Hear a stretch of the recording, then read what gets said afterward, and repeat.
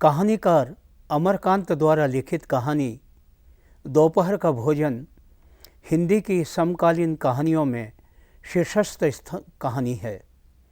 समय की दृष्टि से संपूर्ण कहानी दोपहर के कालखंड में व्यतीत होती है। प्रस्तुत कहानी को बुनने में कहानीकार अमरकांत ने गरीबी रेखा से एकदम सटे हुए परिवार को आधार बनाया है तथा आलोच्य कहानी का कथानक एक परिवार के 5 सदस्यों द्वारा दोपहर का भोजन करने के मध्य घटता है। संपूर्ण कहानी के केंद्र में रोटी होती है जो दोपहर का भोजन बनकर कहानी के कथ्य के रूप में उभरती है। आलोचना की दृष्टि में यदि कहानीकार अमरकांत की कहानी दोपहर का भोजन की कथा तथ्यों के आधार से समीक्षा की जाए तो प्रस्तुत कहानी की समीक्षा निम्नांकित तत्वों के आधार पर की जा सकती है। कथानक। दोपहर का भोजन कहानी का कथानक सिर्फ एक परिवार के 5 सदस्यों द्वारा दोपहर का भोजन करने की अवधि में घटता है। दोपहर का भोजन कहानी का कथानक कहानी के मुख्य चरित्र सिद्धेश्वरी द्वारा परिवार का खाना बना चुकने के बाद से आरंभ होता है। भूख और प्यास के मारे अत्यंत श्लथ हो चुकी सिद्धेश्वरी का असहाय और निरुपाय जीवन का पहला पृष्ठ कहानी में तब खुलता है जब सिद्धेश्वरी अपने 6 वर्षीय लड़के प्रमोद को अपनी बदहाली की गिरफ्त में आई अपनी आँखों को मल मल कर देखती है। सिद्धेश्वरी का तीसरा और सबसे छोटा लड़का प्रमोद अध टूटे खटौले पर नंग धड़ंग पड़ा है। सिद्धेश्वरी को उसके गले तथा उसकी छाती की हड्डियां साफ दिखाई देती है। सिद्धेश्वरी का 21 वर्षीय बड़ा लड़का रामचंद्र सिद्धेश्वरी को घर आता हुआ दिखा। रामचंद्र घर में प्रवेश लेने के साथ ही चौकी पर बैठ गया और फिर वहीं बेजान सा लेट गया। उसका मुंह लाल तथा चढ़ा हुआ था। उसके बाल अस्त व्यस्त तथा उसके फटे पुराने जूतों पर गर्द जमी हुई थी। लेटे हुए लड़के रामचंद्र की स्थिति को देखकर सिद्धेश्वरी घबरा गई। वह उसे अचेत जान पड़ा। उसने उसे बड़कू बड़कू कहकर आवाज़ लगाई। लड़के की ओर से कोई प्रतिक्रिया न आने की स्थिति में सिद्धेश्वरी ने लड़के की नाक के पास हाथ रखकर उसकी चलती हुई सांसों का जायज़ा लिया। रामचंद्र यकाएक सचेत हो गया तब सिद्धेश्वरी ने उसको थाली लगाकर उसे रोटी खाने के लिए पुकारा। रामचंद्र ने खाने की ओर दार्शनिक की भांति देखा। खाना खाते वक्त उसने अपने पिता और छोटे भाई मोहन के बारे में पूछा। देर बाद सिद्धेश्वरी का 18 वर्षीय मझला लड़का मोहन घर लौटता है। सिद्धेश्वरी उसको भी खाना परोसती है। मोहन के खाना खाने के मध्य सिद्धेश्वरी उसे बताती है कि उसका बड़ा भाई रामचंद्र उसकी तारीफ कर रहा था। कह रहा था कि मोहन का 24 घंटे पढ़ने में ही मन लगा रहता है। मोहन खाना खा ही रहा था कि इस बीच सिद्धेश्वरी का पति मुंशी चंद्रिका प्रसाद आ गए। सिद्धेश्वरी ने उन्हें भी खाना परोसा।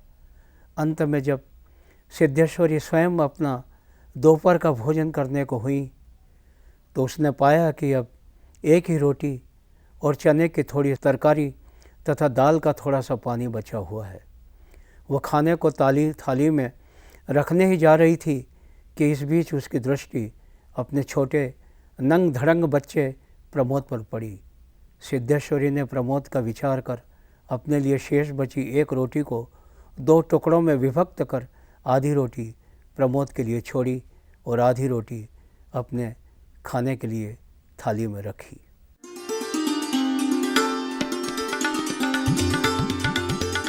दोपहर का भोजन कहानी में प्रमुख पात्र सिद्धेश्वरी का है। सिद्धेश्वरी 3 पुत्रों की माँ है। सिद्धेश्वरी का पति मुंशी चंद्रिका प्रसाद है।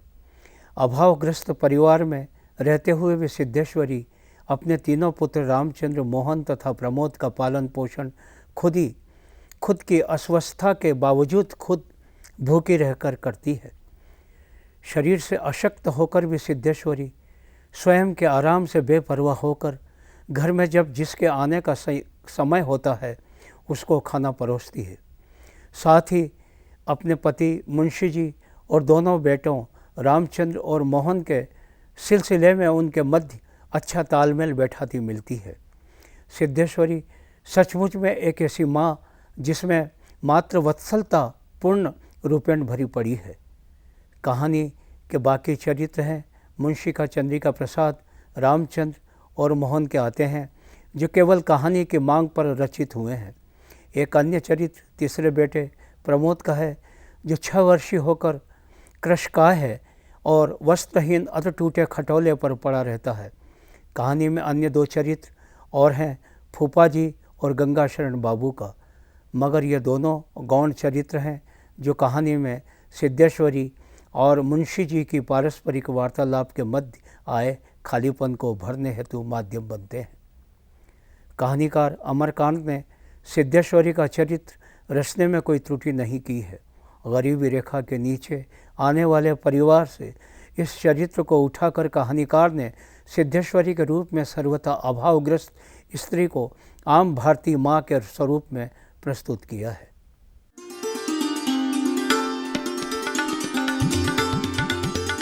दोपहर का भोजन कहानी में कथोपकथन अथवा संवादों की कोई कमी नहीं है। देखा जाए तो कहानीकार ने अपनी कहानी का वांछित विस्तार संवादों के बल पर ही किया है। प्रस्तुत कहानी के संवाद कहीं कहीं औपचारिक हैं तो कहीं वातावरण से निर्मित है। सिद्धेश्वरी और उसके बड़े बेटे रामचंद्र के बीच हुए संवाद का रूप द्रष्टव्य है। सिद्धेश्वरी ने डरते डरते पूछा, खाना तैयार है, यहीं लाऊं क्या? रामचंद्र ने उठते हुए प्रश्न किया, बाबूजी खा चुके? सिद्धेश्वरी ने चौके की ओर भागते हुए उत्तर दिया, आते ही होंगे। कुल मिलाकर दोपहर का भोजन कहानी के संवाद सिर्फ भोजन करने या न करने के आधार पर ही आश्रित है। प्रायः सभी संवाद सपाट बयानी के अर्थ में घटित होते हैं। देशकाल एवं वातावरण। दोपहर का भोजन कहानी का देशकाल दोपहर का भोजन पर केंद्रित है। दोपहर का भोजन के समय में ही कहानी का देशकाल घटता है। स्पष्ट है कि प्रतिदिन दोपहर में भोजन करने का एक सरीका सिलसिला घटित होता होगा। इसका रूप कहानी में वर्णित एक दिन के दोपहर का भोजन से परिलक्षित होता है। दोपहर का समय यही अवधि कहानी में चित्रित की गई है। जहाँ तक वातावरण का सवाल है, वातावरण को जीवंत बनाने में दोपहर का भोजन कहानी अत्यंत जीवंत प्रमाणित हुई है। शीत भरा मकान, मक्खियाँ भिनभिनाती हुई। दोपहर के भोजन के समय सिद्धेश्वरी का भोजन करने वालों को दोपहर की गर्मी से निजात दिलाने में हाथ से पंखा झलना कहानी में प्रयुक्त दोपहर के वातावरण को सार्थक और वाचाल बनाने में समर्थ है।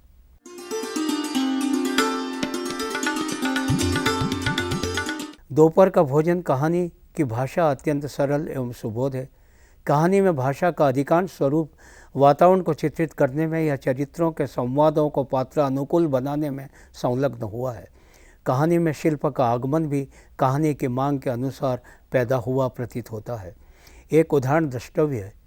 मुंशी चंद्रिका प्रसाद पीढ़े पर पालथी मारकर बैठे रोटी के एक एक ग्रास को इस तरह चुभला चबा रहे हैं जैसे बूढ़ी गाय जुगाली करती है। उनकी उम्र 45 वर्ष के लगभग थी, किंतु 50-55 के लगते थे। शरीर का चमड़ा झूलने लगा था। गंजी खोपड़ी आईने की भांति चमक रही थी। गंदी धोती के ऊपर अपेक्षाकृत कुछ साफ बनियान तार तार लटक रही थी। उद्देश्य।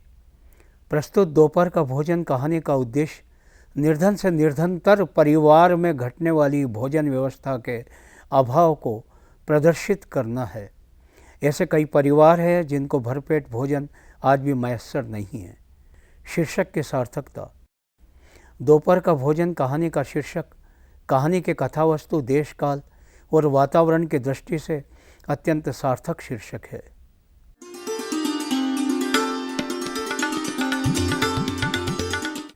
लगभग आधे घंटे तक वहीं उसी तरह पड़ी रहने के बाद उसके जी में जी आया। वो बैठ गई, आँखों को मल मल कर इधर उधर देख और फिर उसकी दृष्टि ओसरे में अध टूटे खटोले पर सोए अपने 6 वर्षीय लड़के प्रमोद पर जम गई। लड़का नंग धड़ंग पड़ा था। उसके गले तथा छाती की हड्डियाँ साफ दिखाई देती थीं। उसके हाथ पैर बासी ककड़ियों की तरह सूखे तथा बेजान पड़े थे और उसका पेट हौंडिया की तरह फूला हुआ था। उसका मुंह खुला हुआ था और उस पर अनगिनत मक्खियाँ उड़ रही थीं। संदर्भ: प्रस्तुत पंक्तियाँ कहानीकार अमरकांत द्वारा लिखित दोपहर का भोजन कहानी से उद्धृत की गई है। प्रसंग: सिद्धेश्वरी ने खाना बनाने के बाद चूल्हे को बुझा दिया और दोनों घुटनों के बीच सिर रखकर पैर की उंगलियों या ज़मीन पर चलते चींटे चींटियों को देखने लगीं। अचानक उसे मालूम हुआ कि बहुत देर से उसे प्यास लगी थी। वह मतवाले की तरह उठी और गगरे से लोटा भर पानी लेकर गट गट चढ़ा गई। खाली पानी उसके कलेजे में लग गया और वह हाय राम कहकर वहीं ज़मीन पर लेट गई। व्याख्या: दोपहर का भोजन कहानी के केंद्र में स्थापित चरित्र सिद्धेश्वरी अपने परिवार के लिए खाना बना चुकने के बाद निढाल होकर धरती पर गिर पड़ी थी। खाली पेट पानी पी लेने से सिद्धेश्वरी की यह दशा हुई थी। करीब आधे घंटे बाद उसमें चेतना आई तो वह अपनी आँखों को मल मल कर इधर उधर देखने लगी। तभी उसकी दृष्टि ऊँग टूटे खटोले पर नंगे धड़ंग सो रहे उसके 6 वर्षीय लड़के प्रमोद पर पड़ी। प्रमोद अत्यंत जीर्ण शीर्ण और हड्डियों के ढांचे सा दिखाई पड़ रहा था। उसके पेट हड्डियों जैसा फूला हुआ था और उसके ऊपर अनगिनत मक्खियाँ उड़ रही थी। विशेष: प्रस्तुत पंक्तियों में सिद्धेश्वरी की तीसरी संतान प्रमोद की शारीरिक स्थिति को वर्णित किया गया। अध टूटे खटोले पर नंगे धड़ंग सो रहा प्रमोद, जिसके मुंह पर मक्खियाँ उड़ रही हैं, सिद्धेश्वरी के मन में उठ रहे संताप सी अनुभव दे रही है।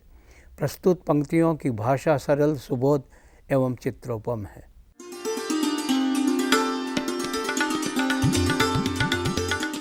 संकेत: किंतु सच बोलने में उसकी तबीयत नहीं हुई और उसे झूठ मूठ कहा किसी लड़के के यहाँ पढ़ने गया है, आता ही होगा।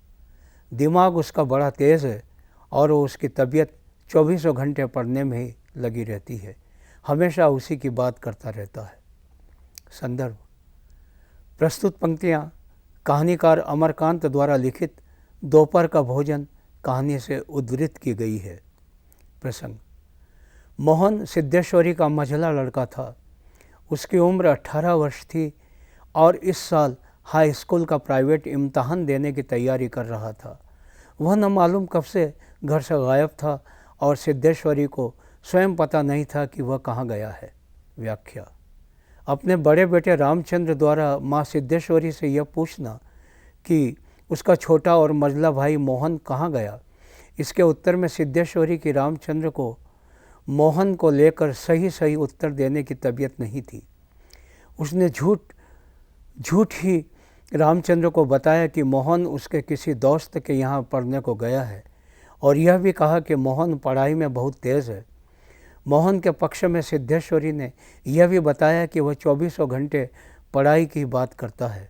विशेष: प्रस्तुत पंक्तियों में सिद्धेश्वरी द्वारा अपने मझले बेटे मोहन के संबंध में बड़े बेटे रामचंद्र को झूठी खबर देने के अर्थ में सिद्धेश्वरी की उस मानसिकता को दिखाया गया है कि जिसके वशीभूत कभी कभी कोई इंसान परिस्थितिवश अपने से दूर निकल भागने का निर्णय ले लिया करता है। प्रस्तुत पंक्तियों में मोहन के संबंध में रामचंद्र में किसी तरह का विवाद न हो, इससे बचने के अर्थ में ही संभवतः सिद्धेश्वरी ने मोहन को लेकर रामचंद्र के आगे झूठ बोला है।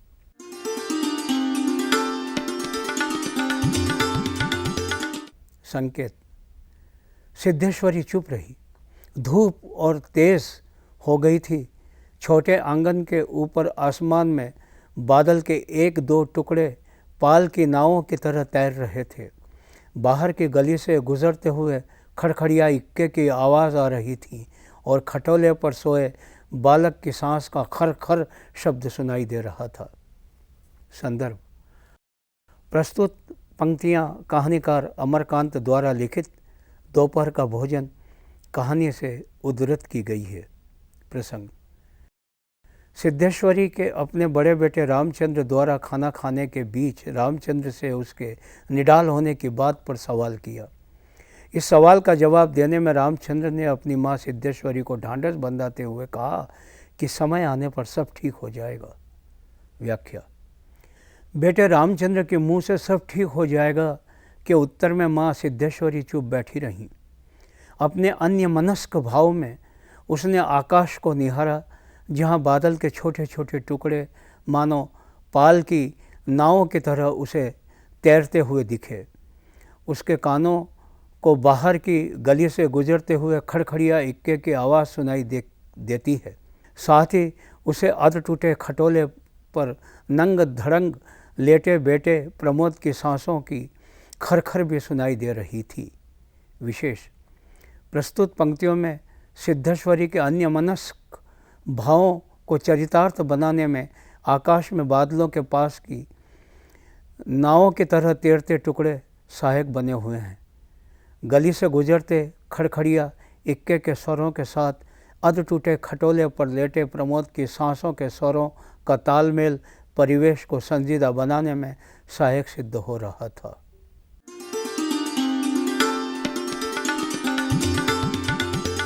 इस प्रकार हम पाते हैं कि अमरकांत की दोपहर का भोजन कहानी एक निश्चित काला अवधि पर केंद्रित है। इसमें सिद्धेश्वरी अपने पूरे परिवार को भोजन कराती है और इस बीच घटने वाली समस्त घटनाओं को केंद्र में रख करके प्रस्तुत कहानी का कलेवर तैयार किया गया है।